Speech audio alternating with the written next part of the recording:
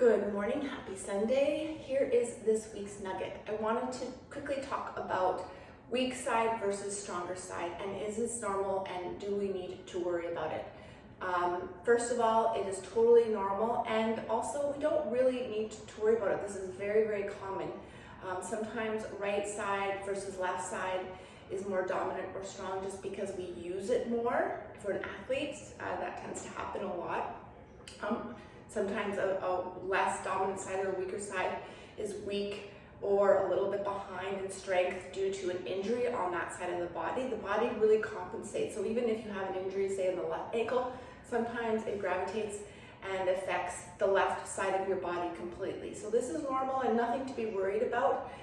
But there are things that we can do to make sure that we're trying to get that stronger side to catch up. So the thing that I really try to encourage is more isolateral work. So instead of using barbells, use dumbbells or bands, right? So you're always making sure that that left side or the weaker side, in this case I'm referring to the left side, is working independently. So if you use a barbell all the time, right, or attached, that right arm or that right arm will help the left arm if it's weaker or injured, etc. So what we want to do is make sure that we're trying, and in the programming that I do, I incorporate a lot of dumbbell or band work for this reason. So you don't even have to really be mindful of it as long as you're following my program. But the other thing I want you to make sure that you're doing and concentrating on is not allowing the dumbbells to touch at the top.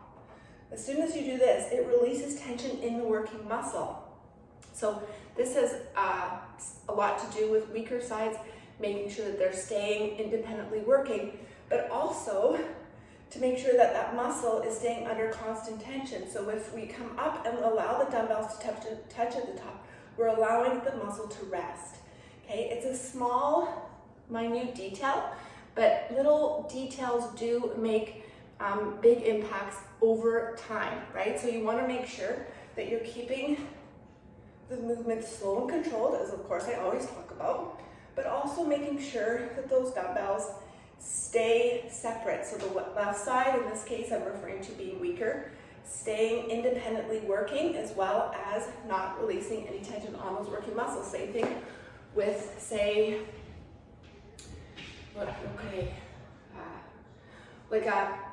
a one-legged squat, for example, right? So if you're coming down, I'm not going to use dumbbells because I'm not warm, but if you come down, right, the same concept, this bad knee, bad demo, let me work on my left leg because my left knee's a little bit happier today.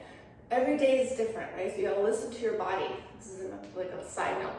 So I'm gonna come down, touch the ground, and then instead of coming up and locking that knee, taking pressure off the working muscle, I'm gonna keep it slightly bent.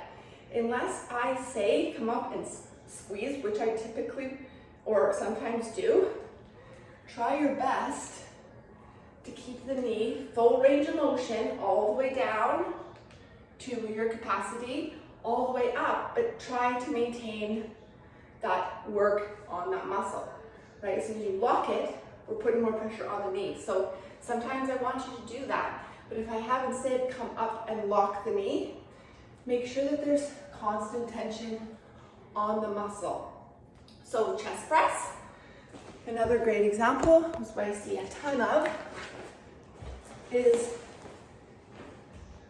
people come up and touch at the top, completely releasing all tension on those working muscles. Triceps are now relaxed, chest is now relaxed, right? So instead of coming up and touching, you get them really close without touching, okay? So slow and controlled. When you concentrate on keeping dumbbells separate from each other, and you can also use this with plates, right? So if you're in the machine, don't allow the plates to touch. So I'm visualizing a leg extension. You put the pin in, you come up, instead of coming down and allowing those plates to relax, touch, go close to the plate, but don't let it touch. Hopefully that makes sense. So you're coming up, squeeze, coming down, those plates are gonna come really close to each other, but not touching. As soon as they touch, that muscle is then released. So small details make big impacts. Be conscious of that this week, and of course, ongoing.